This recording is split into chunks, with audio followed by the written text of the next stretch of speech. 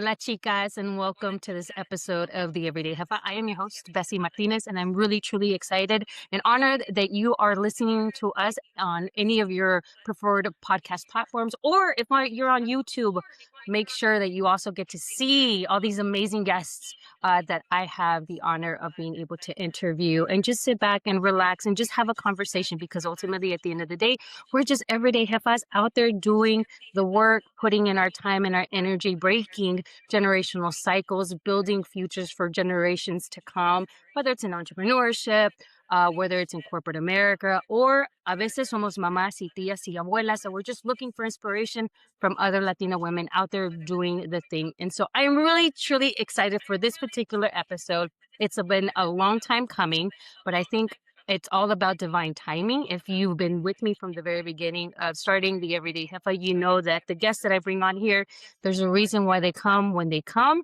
And this is the reason why we have this guest today. And, when you're watching or listening to this episode, just know that we have now stepped in through a portal, the 5-5 portal of May. We're in a fire horse year. So there's a lot of amazing and beautiful energy circulating around us. And so this is why I think it is the perfect time to be able to bring this person, our guest, our amazing guest, to the forefront on the Everyday Jefa, because she is a true definition of what a Jefa looks like. Somebody I have been, inspired for years. And I'm pretty sure, unless you're living under a rock, when I say the name, you will know exactly who I'm talking about. So, without further ado, let's start this conversation. Ana Flores, welcome to the Everyday Jefa podcast. I am so grateful that you're taking the time to chat with us. And please, again, like I said, if we've been living under a rock, tell us who you are. Y bienvenidas, bienvenida al programa. Hi, Bessie. Thank you so much. Gracias. What a beautiful, beautiful, warm welcome. And I agree with you. I love using the phrase divine timing. It just always helps me center again and not trying to rush things, accept things as they are, have that patience and know that everything is always divinely aligned. So thank you so much for your patience and having me here. And for those of you listening, hello, I'm Ana Flores. Since Bessie came up, introduced us with talking about the divine portal, then I'm going to say that I am a Taurus sun. I am Scorpio rising, and my moon is in Aries. So I am definitely feeling the fire right now. I'm also feeling the relief of being a Taurus that has been going through this really massive transition the last 8 years. So that transition really led to me. Who I am is that I'm better known as the founder of We All Grow Latina. It was a company that I launched in 2010. It was originally called Latina Bloggers Connect because we were the very first company in the world to connect Latina bloggers/creators with brands. We later came to know that industry as influencer marketing, but us being the first ones in the scene and in the Hispanic market really meant that we were part of shaping what the industry looks like now. At the end of the day, it really became a beautiful community. We renamed it hashtag We All Grow after our first summit, We All Grow Summit. And that one was named after the motto that I wrote the very first day that I launched the company and introduced it and called it When One Grows, We All Grow. And as I said, I exited and we sold it. It is still around in beautiful Latina hands with Ace, who now shepherds the community in a really beautiful way. And We All Grow really came out of who I am, who I've always been, a content creator, TV producer, going all the way back to when I was born in Houston and grew up in El Salvador, very proud Salvadoreña, always living between both worlds, always living between two worlds because I would always have to go visit my dad in Houston with my sister. And that really taught me what it was to be a Latina right in this country and then go back to my country in El Salvador and be Salvadoreña and how to navigate those two worlds. So when I became a TV producer and then later a content creator, I've always kept that Latinidad front and center. I have always created for our community, from working at Univision Network, my first job in Miami, MTV Latin America, etc. So just really defines who I am. And at this point, who I am today, after this massive transitions and pivots that I've lived, I'm a 54-year-old woman just turned 54. Very proud to say it because I want to normalize saying our age. I have just launched with one of my really good friends, Christy Marrero, a new platform called Her Wisdom Era, which are conversations and community for Latinas in midlife. So as I always create from the point of my life in which I am, so that what I offer comes out of lived experience and lived embodied experience. That is what we are offering now with Her Wisdom Era, a podcast, a community on Substack, a conversation editorial on Substack and Instagram, where we really want to make sure that we are sharing from the place of embodied wisdom and knowledge and experience where we are now, and where we are destroying the narrative of, your best years are over. Ya hiciste lo mejor. Ya es hora que te vayas retirando, no? Like, make way for the others. It's like, hell no. This is when I am the most confident, when I probably have the most financial security, when I feel good, when I understand what freedom is, when I know how to use my voice and advocate for myself. And that's what we want others to look at when we think of aging in our 50s, 40s, 50s, and 60s, to really be a representation of beauty and of wisdom. Well, I love it. I love it all. I've been, lucky enough and fortunate enough to be able to experience everything that we all had to offer shortly before the departure. But it doesn't mean that it stops there, right? This is like the era that transitions from one into the other, and it's all built on wisdom, right? It's all lived experiences, things that sometimes, oftentimes, Mhm. Latinas, we don't always remind ourselves that our wisdom, we inherit it, part of it being lived, all some of it being rooted in Mhm. our culture, in the heritage and in the lineage as well. And so I love being able to see all the things that you're doing on social media, the things that you are advocating for as well. And I love the fact that you called it, the wisdom era, because I think so many women, especially Latina women, are entering a season, myself included, where we're starting to question everything we're taught success is supposed to look like, but also on the three-dimensional aspect of what is that supposed to be looking like for us versus what was told and to the generations Mm, before. When did you first realize yeah. that the hustle was no longer aligned with you? Because that's even what your Substack is called, is Done with the Hustle. And of course, also Yeah. the book that's coming up. But when did you realize, okay, I don't want to have any part of this? This is no longer what is functioning and working for me. I like to say now that I am done with the hustle and in my wisdom era, because you're right. My other publication, I have two Substack publications. Done with the Hustle, I launched over a year ago, and it's the same name as my book that is being published with HarperOne and HarperCollins in Espanol. Will be coming out August of next year, 2027, in divine timing, because it was supposed to come out this year.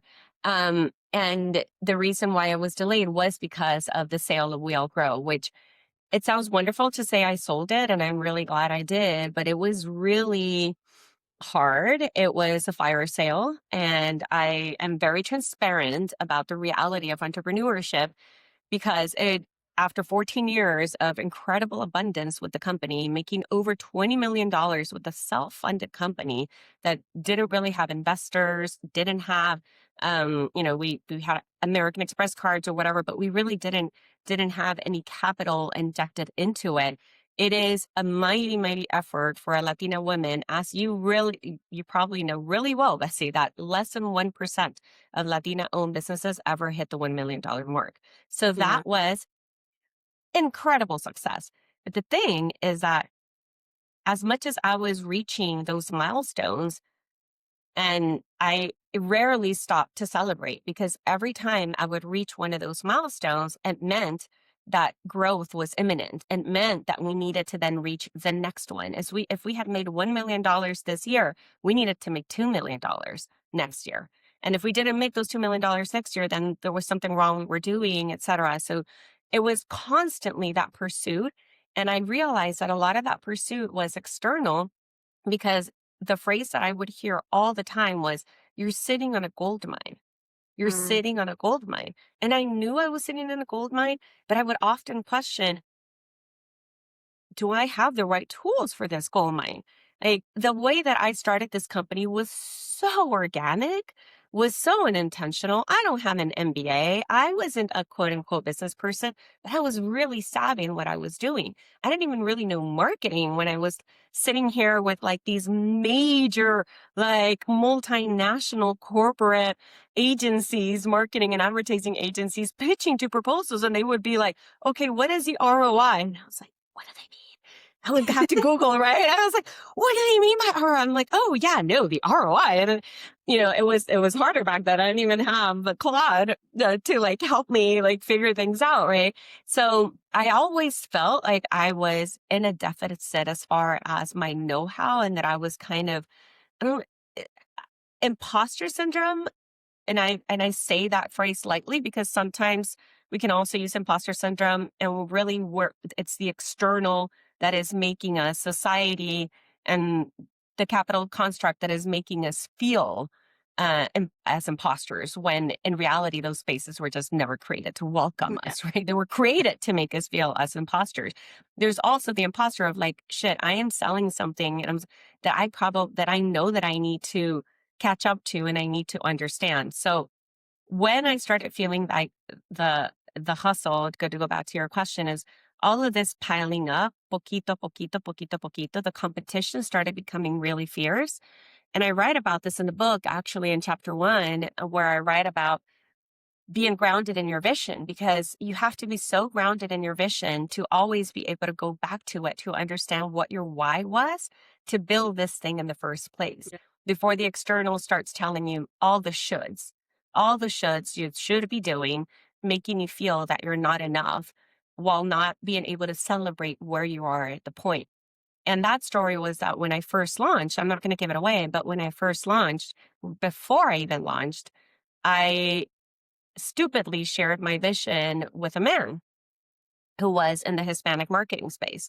And he immediately, without even knowing me, I wanted to collaborate with him. And he immediately wanted to be my partner because he saw the dollar signs in what I was putting together.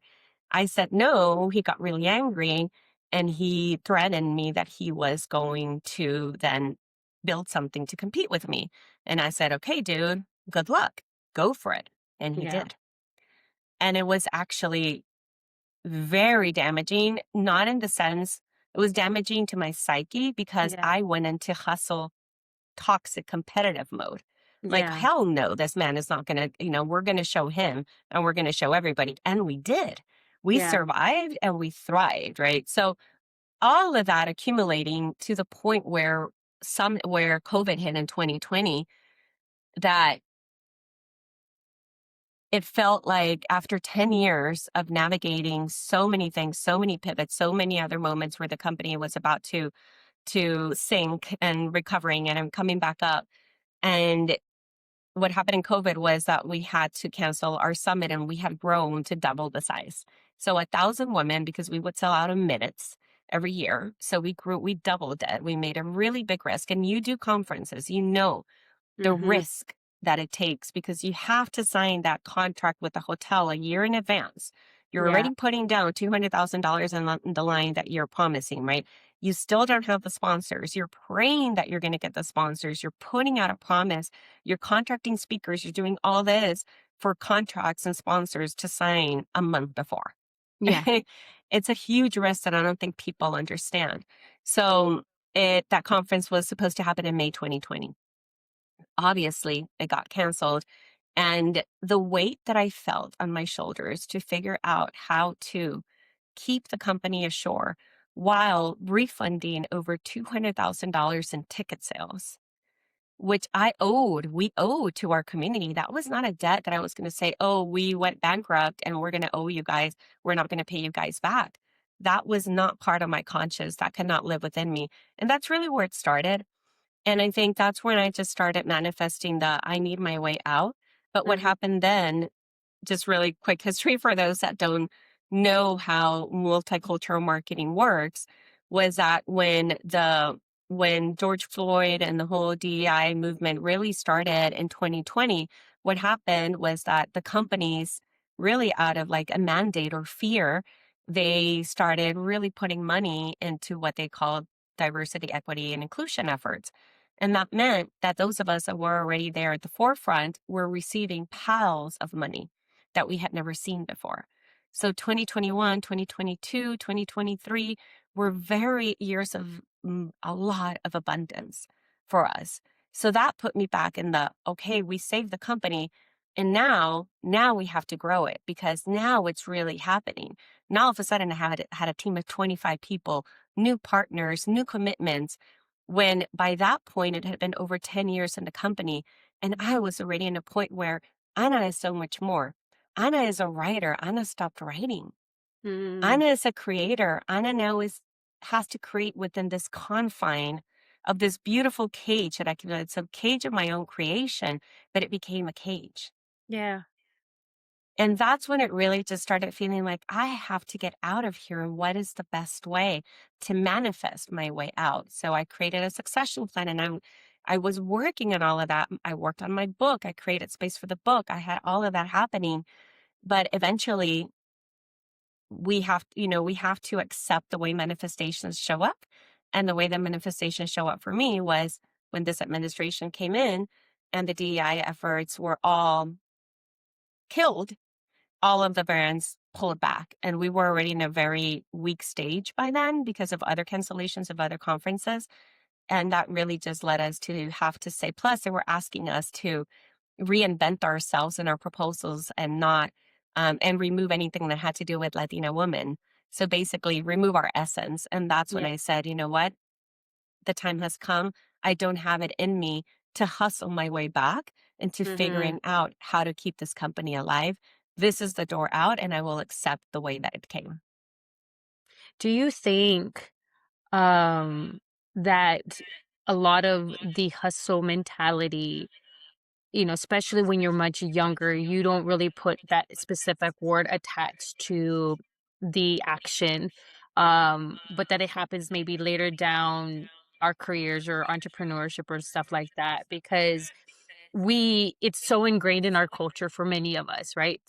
Me Mhm. being one of the ones that are currently living in your wisdom era, right? And also in that midlife uh Yeah. generation. But I do consciously am fully aware of what that hustle means, even in Mhm. this day and age, versus what it might mean to my mother, which, who, by the way, is still in that hustle. Do you think a lot of it has to do with survival of our culture and of our generations, especially for Latinas that are maybe season or two behind us? Absolutely. Listen, and hustle, I think the word hustle itself, the problem I find with it is that it has been glamorized. Yeah. It has been taken to the extent where if you are not hustling, there must be something wrong with you, right? Like you're not trying hard enough. You're being complacent. You're not being ambitious. Right? And ambition can look very different for everyone. And if we don't stop and pause and understand what success means to us, what will make me feel like I am thriving in life? What is a budget that I actually do need to live with?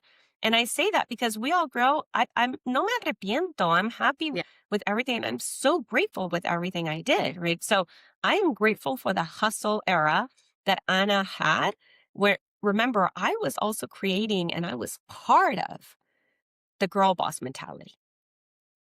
And what happened with the girl boss mentality to situate ourselves in the 2010s was that when women are finally given the opportunity in the sense of a lot of the barriers to entry were eliminated when e-commerce, not only blogging and social media, but specifically e-commerce allowed us to create businesses that we really did not need a lot of overhead to make them successful, especially those that were there in the early days. So I think of my friend Julissa Prado de Rizos Cross, who I've known from the beginning, and actually her and Patty from Hija Tu Madre, and Brittany from Shop Latinx, who also closed down recently. the three of them actually they started with this group called Las Jefas, and they were like doing these conferences, and we had them on our conference and all that, and I supported them. And what they did so well was that they were one of the first ones in the scene who had a really valuable product.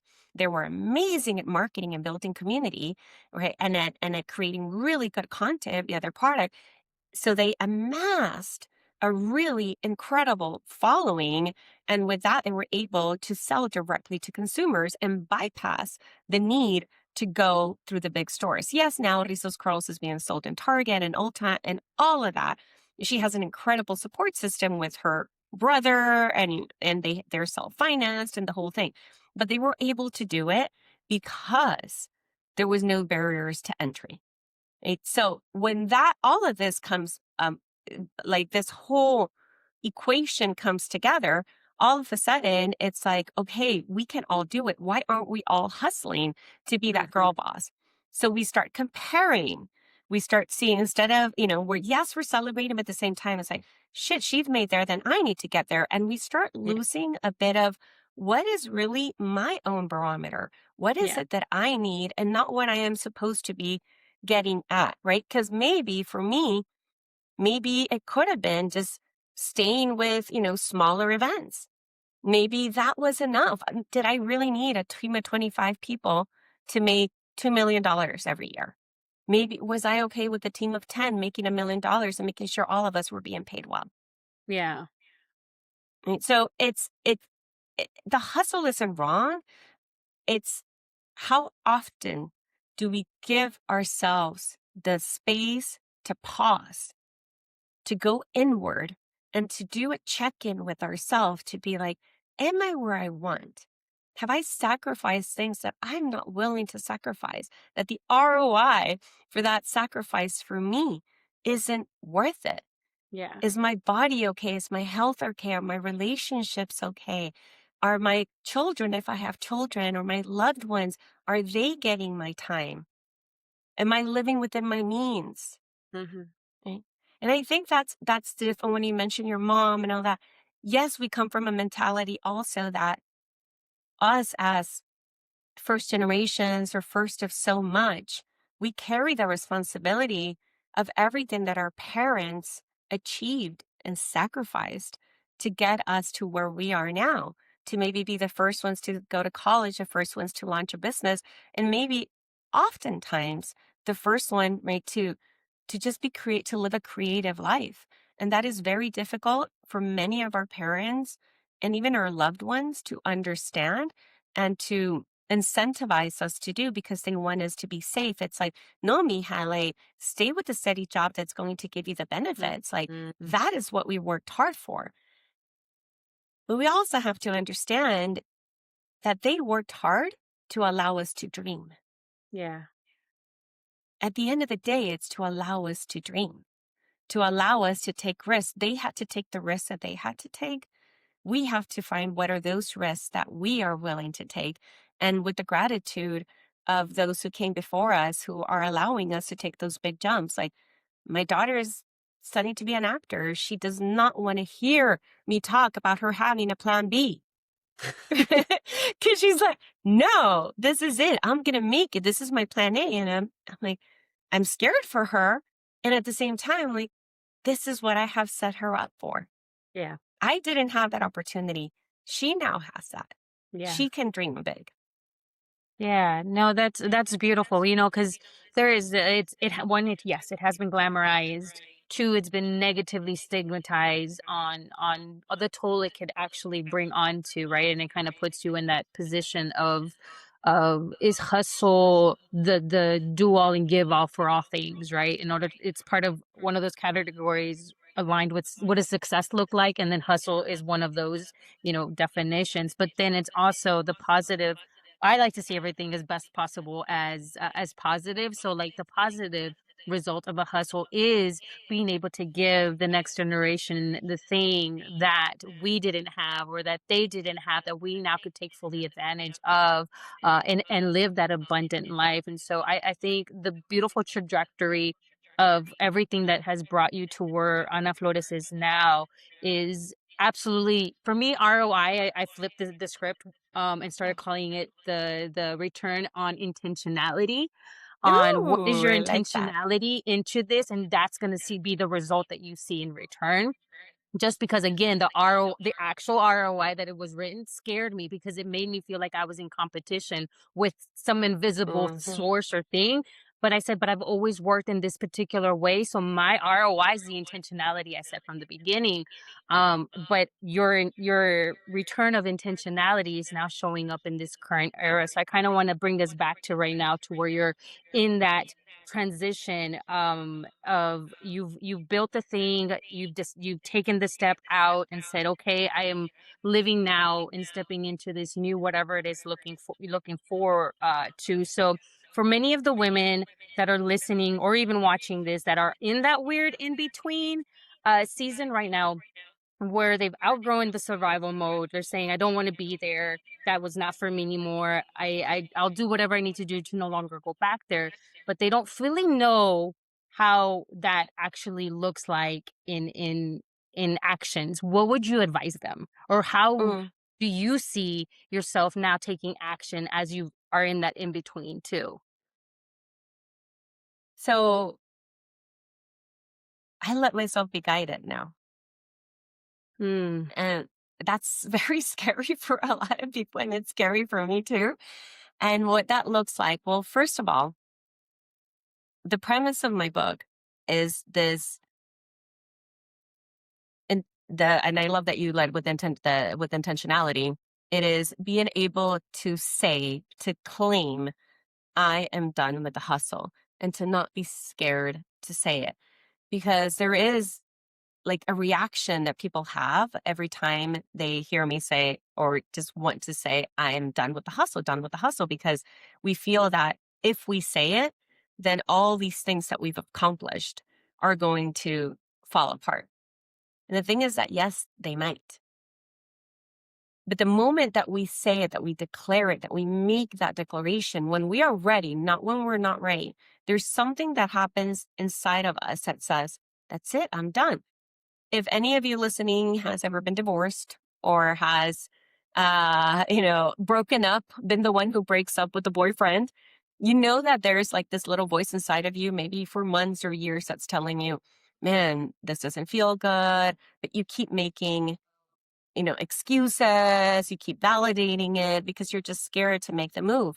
And then something happens. There's this one day where either something happened or just you woke up a different person, the planets have changed, shifted, whatever it may be, but you're like, I'm done. And then it just becomes easy to say, I'm out of the relationship. And we know that if that was a divorce or a long term relationship, the fallout is not going to be easy. There's a mhm, lot to untangle from that. There's an identity to untangle from. There's friendships that you're probably going to lose. There's probably houses, financial, etc. But you already made that declaration that gives you the courage to walk through it. That is the best example I can give for when you hit that moment. You're probably those, I call it the whispers of the soul, where you're hearing, you're like, man, like, I don't want to show up. Or you open the laptop, you're like, really? mm, Right? Like there's this feeling of, I just don't want to be doing this, but you keep hustling, you keep pushing because of responsibilities, because of contracts, because of whatever it may be.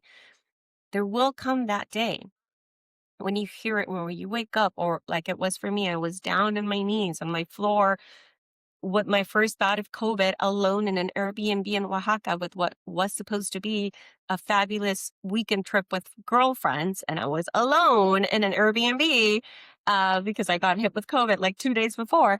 And my whole body just crashed and said, this is it. mhm. Yeah, something has to shift. I Yeah. don't know what. And that is where the guidance comes in. The moment you declare it and you say, I don't know how I'm going to make this happen, but something has to change in my life. I open up myself to the possibilities and to trusting the guidance that there is another way for me to live and exist that will continue bringing in abundance to my life, but will also protect the sacred space that I need to create and will be bring in devotion into my own life. When you really trust and believe that, then what happens is what I call the ripple effects. The guidance will come in, the moments will start happening, things will start manifesting so that what you are calling in starts architecting and designing itself around your life. And then it's up to you to trust that guidance and to take the baby steps towards wherever that may lead. For me, that led to eventually the company being sold. And that meant a massive shift of identity that I had been carrying for over 14 years. It also, before that happened, though, I magically, and it's a long story, it's in the book, and I've written a lot about it in my Substack too, where we were magically, really, I feel there was a hand of God that picked my daughter and I and took us to the beautiful mountain village of Idlewild, 2 hours away from LA, where my daughter is studying at a acting conservatory, performing arts school, and where I needed to write the book and where I needed to be isolated as everything started falling apart. This happened literally 2 months after that declaration of me in the floor in Oaxaca saying, with COVID, saying, I am done. I am burnt out. I cannot continue doing this. 2 months later, this happened all in its own. And then just other things started happening. But I was already in a space where I was already disconnecting myself somehow from that identity slowly but surely. So when it finally crashed, right, when finally the sale, the debt, the dissolution of the company, all of that partnerships, all of that happened, I was already in a way being prepared for it. It was still hard. It's still hard. But what I did was that I allowed myself all of last year to not rush into the next thing. And that Mhm. is where this part of wisdom and of embodied experience, because I could not be writing a book about the hustle if I was living in the hustle. And part of it was I cannot be trying to create a life, a slower, more purposeful life for me while my team is burning out. Yeah. What does that look like too? Like it all had to fall into congruency and alignment. Congruency is really important for me. So I say that because if you ever hear me read anything I put out into the world, it's not something I just took from somewhere. It's something that I'm only going to say it if I know that I can also stand by it. And that's what was happening. I was like, I have to let go of everything. This book is asking me to embody something that I still don't fully, truly understand. What happens when you're on the other side of being done with the hustle? And I want to be like a living reflection of that. And it's still a work in progress. The book is an invitation for a mindset shift. And that's really how I feel about this whole process and this whole in between stage. We have to figure it out. But what I want to tell everybody is that it's scary. It requires a lot of courage, but nothing feels better than honoring your own inner calling and knowing that you're not betraying yourself. Yeah, it's about trusting the process without knowing what that process is going to look like for you. And I think, hearing you speak right now, just yesterday, being that we were in that 5-5 portal and I was feeling very high energy coming through. And I was starting to, my mentally, logically was thinking, this is okay, we've got to do this, this, and this, take advantage of the energy that's transmuting right now. But my body was like, no, you need to slow it down. You need to do what you need to do, but let the body be what takes hold here. But I all day as I'm working through things, I was thinking about how I needed to sit down and have a conversation with my spirit guides and my ancestors and my guardian angels on what is it that I want as we transition into this retrograde that we are also now in. Um, and I didn't have a chance to do it during the day, but I think it was waiting until I was very much at the very end. And I had that conversation where it was like, okay, guide me. What is that next thing? Because right now I'm scared of what that next thing is because I don't know what it is. And Mm, I've just like you, I've done the hustle, worked the things, had all the titles, and I'm also in that in between where I'm like, people know me for this, but Bessie is actually more than just this. How do I lean into that, right? And I think you said it so beautifully. Most of it is mind shift. Absolutely. It's also listening to yourself. Nobody has the answers but you. We sometimes still to this day don't understand how many questions get answered if we just got quiet enough to hear them internally. And you heard yourself, especially when you were like, parts of me I haven't done for a long time, like that brought me joy. Like, how do I get back there? Were you always a writer? Was it, or was it one of those that because you did blogging and blogging was writing a lot of the times and doing blogs, that you said, okay, I actually kind of truly enjoy this and I haven't done it for a while. So like I kind of want to touch a little bit on the writer part of Ana. And were you always a writer, and what said made you say, yes, I want to share my lived experience, but also like, I know somebody else needs to hear these words too. Mm. So writing was one of those things that that I didn't know I was a writer. Is that I've always been good at writing. I always, aced my English and writing classes, but I never saw that as as a viable means of survival. And this comes back to I grew up in El Salvador during the Civil War. I was in a very privileged, protected society, private school education in the American school, but I was still in a country that was suffering a really harsh, difficult war. I mean, I bombs all the time, people I know being kidnapped, all of that was my reality. We didn't have access to like pursue your dreams. We Yeah. didn't have access to pursue anything creative. And that's something that's why I love that my daughter is pursuing her creative life, because I feel that that's the part that I wasn't exposed to. So I was always the odd one out. In El Salvador, in my senior class superlatives, I was named. I thought I was going to be class cutest or nicest, like, you know what I mean? But I was like class nonconformist, and they made me post in a picture like this with the other two class nonconformists. And I was like, why? Like, why do they see me like that? Like, that's not fun. And now I wear it with a badge of honor because it meant that I was seeing beyond. Yeah. Right? I was like, there's more. Yeah. And of course, I went to college in Texas because that's where I have residency. That's where I was born and my dad still lives. And in Houston.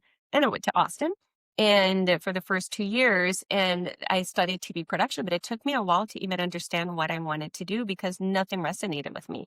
So it Yeah. was in my TV jobs where I was writing a lot. TV is, we had to write our segments, we had to write the interviews, we had same as doing a podcast now, right? Like, and I had to write the scripts for the hosts and all of these things. And then when I discovered the world of blogging with Spanglish Baby, which was a blog for parents raising bilingual, bicultural kids, my best friend from college, Roxana Soto, and myself, she was a journalist. So it was my idea. And I brought her in because I thought she was a writer. And I'm like, she's a journalist. We're going to do this together. I was more the creative and I know how to put this together. And I self-taught myself how to blog as we all did back then. And I thought, and she was the one that started pushing me and being like, you're an excellent writer, do this. And I can write in English and Spanish. So that's when I started writing. And then it just started happening where we were very actively working with brands. I was actually thinking this yesterday. I was like, it would be funny for somebody to ask me, like, have you worked with this brand? Yes. Have you worked with that brand? Yes. Because I think I've worked with like most of the well-known brands from like the last 15 years, from like Spanglish Baby to We All Grow, etc. But yes, I was writing for Babel, which was a Disney blog for moms. I was getting paid really well. I was writing for Moms Clean Air Force, which is still around. So I was getting hired to write a lot. And then an independent book publisher came to us to co-write a book called Bilingual is Better. That was the first book. So it was my writing and my way of experiencing the world, which opened up the doors to everything I did. That was what was the basis of Latina Bloggers Connect. And when that started growing, the last thing I could do was write. I just had no space. You would ask me to write an Instagram post, an Instagram caption. I'll be like, no, it was just, like, no entra, no sale nada. And I don't know how I had a baby at home. I was for like 2, 3 years, I was running 2 businesses. Plus, independently, I was a very sought after influencer. So I was getting a lot of deals for myself, plus managing all the ones for Latina Bloggers Connect, plus managing Spanish Baby, plus still writing for people. So, and plus my baby.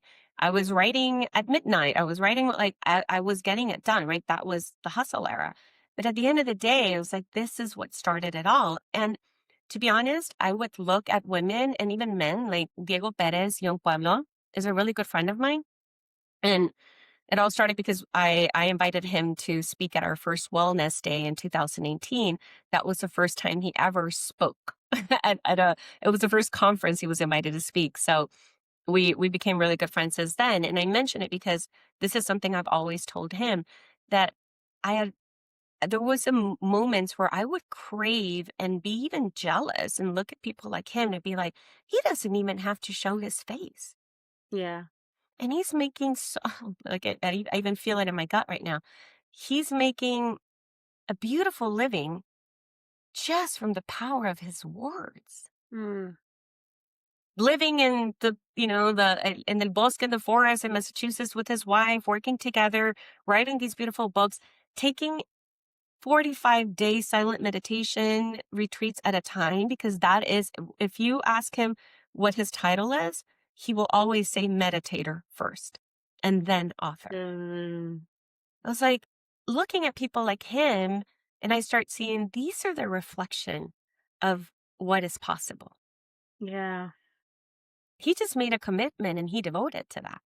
Yeah. And he had his wife's support, right? They worked together as a team to get there. Sarah is amazing. They work together to get there. But there's reflections. So you say, si él puede, ¿por qué no yo? Yeah. Well, so if this other one can, why not, right? And it doesn't only have to be writing. There's many other examples of people that you can be like, are those really the people that I admire? Why do I follow them?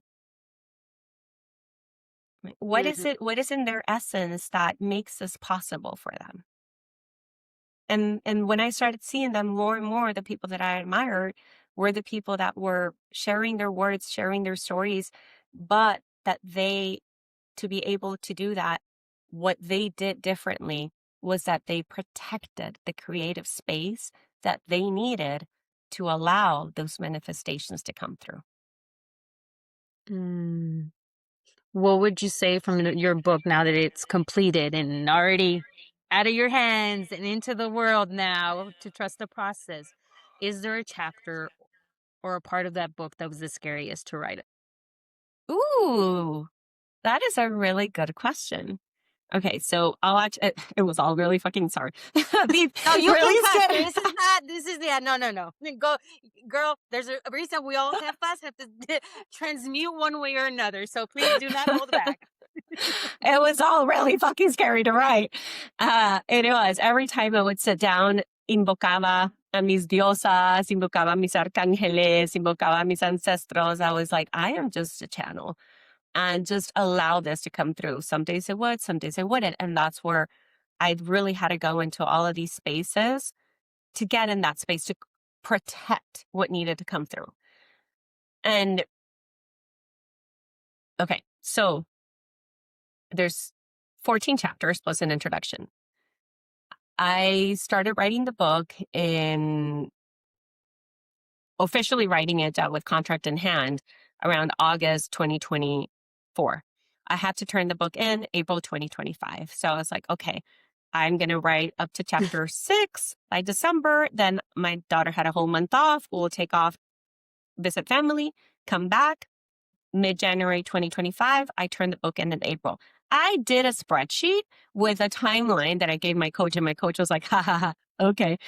She's like, cute, you trying to control this shit. She has 6 books in her, like, she knows. I was like, yeah, no, it's like chapter 1, I thought I had it all under control. But of course, I finished chapter 6, I go on vacation, I come back, there's fires, destroying LA. Mhm. I had previously lived in Pacific Palisades, a place where we lived burned down. My office was in Pasadena still. and Altadena, 2 miles away, was burning.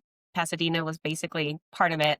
I had no idea. I knew so many people in Altadena that had lost businesses, homes, etc. It was just impossible to do anything. Up here in the mountain, we were constantly in fire alerts for weeks. And then the fire of the executive orders coming through and knowing that the company was going to close down. All this to say, I could not continue writing the book. I speak to my editors. They say, okay, cool. Like, I'm like, I am going to need more time, but I promise you I'll have it by May. They're like, no way you're going to have this by May. They're like, you have to go deal with what you have to deal with. You have to go grieve. Mm-hmm. This is how awesome she is. She's like, you have to go grieve and you have to allow yourself to process this and give yourself all the time that you need because all of that is going to make it back into the book. And Mm-hmm. I was like, she's right. She's wise. I will listen to her. So I gave it up.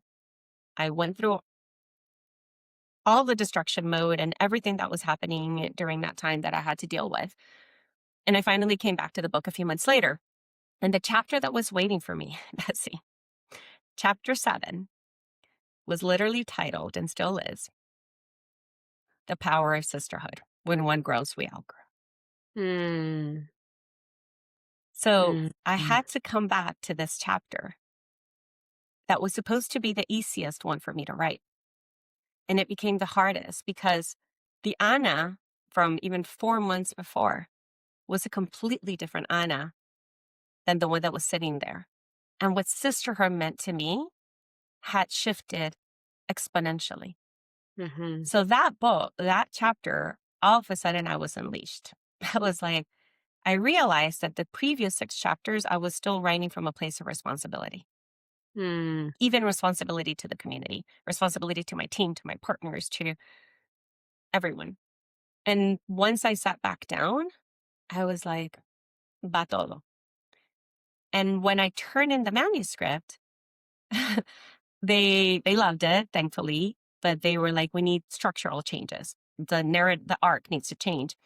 And they kept telling me, it feels like there's 2 books in here. It feels like Mm-hmm. there's one half and another half. And I was like, holy shit, they're right. That's when I realized just how much had shifted and how that chapter 7, the chapter on sisterhood, was the hardest one to write. And at the same time, the most freeing one.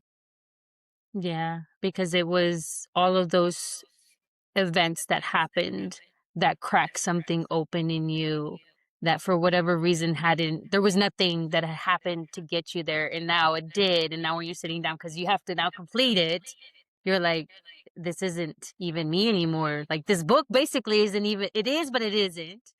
Hmm. um I keep so saying that yeah. the book was writing me as much as I was writing it. So it was like, you're going to go have to live this before you even write it. Yeah. Yeah. You have to experience it at a deeper level before you even put this out into the world. Wow. And it healed you. Like, yes, writing Mm, heals. We all know that. You write something, you put it out, it heals you. But I think yeah. that specific chapter, based on what you're saying, is that it literally you had a healing moment, and it was just the remaining of the book was the transition into that overextended breath that you needed to finally take. And so Mm. now I'm just like waiting until that book comes out, because now I'm Oh, really gonna go goodness. straight to that chapter and be like, we'll work backwards. We'll start there and then start from the beginning again. So Seriously. so thank you so much for sharing that. I think because from a outside, person, speaking to a writer, sometimes we do hear that there are parts of the books, depending what kind of book it is, that are a little bit hard to write. But for us, it's like, with the writers, how hard can it be? But we sometimes forget that authors are human still.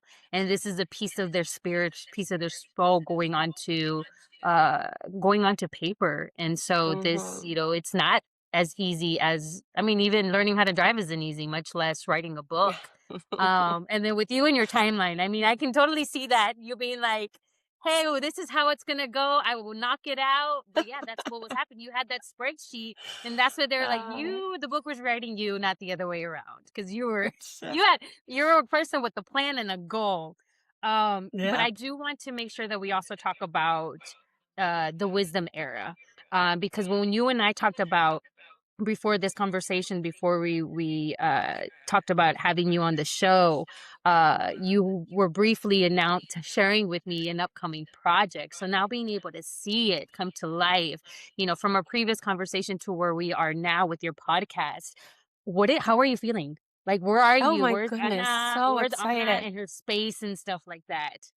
I am feeling so grateful that I allowed myself the space to not rush into like just do something because I desperately needed to make money, but I wanted to honor the space that I have created to transition. Like I wanted to honor that liminal space and not push anything into creation until I felt the guidance to do so. And that's exactly what happened with her wisdom era. And Cristi Marrero, who's my partner in crime, my co-host, was a perfect person to do this. She was the founding editor of Hola USA. Basically, she brought Hola. She was the one who launched Hola USA in the States. She is a journalist from Puerto Rico in New York. Previous when I met her was when she was the editor in chief and I think content editor, VP, I don't know, Meredith Publishing for all their Spanish language magazines. So like Parents en Español, Siempre Mujer, etc. So she has a really deep background and network in the Hispanic space and Spanish language and editorial. And I have honestly a very deep network as well and community and really just know how in launching digital spaces and digital products and in building community. And we knew that we wanted to do something together. She also has a background. She worked with Eugenio Derbez's company as VP of content for podcasts. She was developing their content podcast for 2 years. So there was something about like our convergence and all this knowledge and all this experience that we've gathered in our lifetime to bring it together in a project that just feels that honors both of our needs and as far as where we are in life at this moment and what we want to share with the world. She also quit what I call her Sex and the City era, like high impact, like editor magazine, glossy life in New York around the pandemic. Her daughter's 7 years old. Christy's 47. I'm 54. And we feel like this is really the space and that we want to make sure that, like I said earlier, we are shifting the narrative of what it looks like to be in midlife. The funny story that we share in the first episode is when I text her and I'm like, hey, ¿cuántos años tienes? I sent her WhatsApp and she's like, 47. Why? I'm like, okay, cool. And she's like, ¿Esta loca qué le pasa? Why is she's asking me that? I'm like, okay, perfect. And then I'm like, you're in midlife, right? She's like, I'm in midlife? I'm like, yeah, girl, you're in midlife. She's like, I had no idea. So even that was funny because even the term midlife, right? We don't want to associate it with us because we start seeing the glass half empty. It's like, oh, I'm on over the hill.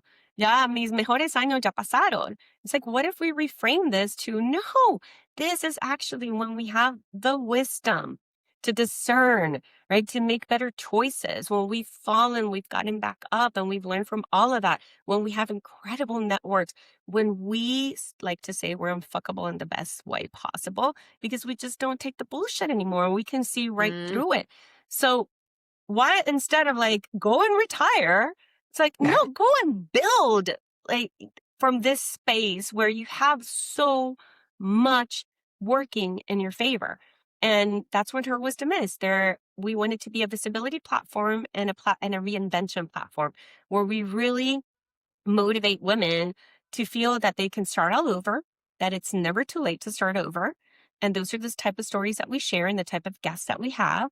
Our very first guest is a Pulitzer Prize winner, Maria Hinojosa, who became a Pulitzer Prize winner in her 50s with a beautiful project that she didn't even know had been nominated for a Pulitzer Prize.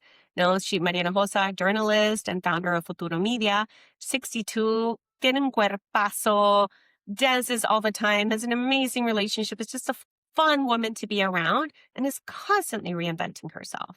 And those are the type of stories that we want to bring to the forefront so that we really, really understand que nunca es tarde para alcanzar tus sueños and that this is not a time to fade away. This is a time to be visible. And we want to have that platform for you to be visible. So, Bessie, we would love for it to have like a guest essay from you on our Substack, right, and just like continue like really celebrating their stories. And we're in season 1 of the podcast, and it's getting already really beautiful reception. We were in Despierta America, and the reason why I mentioned that is because the reason why we were able to get a large national media hit straight off the bat, a month after, 2 months after launching, was because of the network that we have Yeah. and the trust that we have been building around our name and around our work for years, for decades. So people trust that if we're building something now, that what we're doing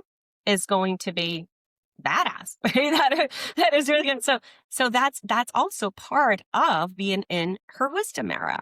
Utilize everything that you have built in the past in your lifetime to really create whatever it is that you want to create, that your heart is calling you to do now in this next stage of your life.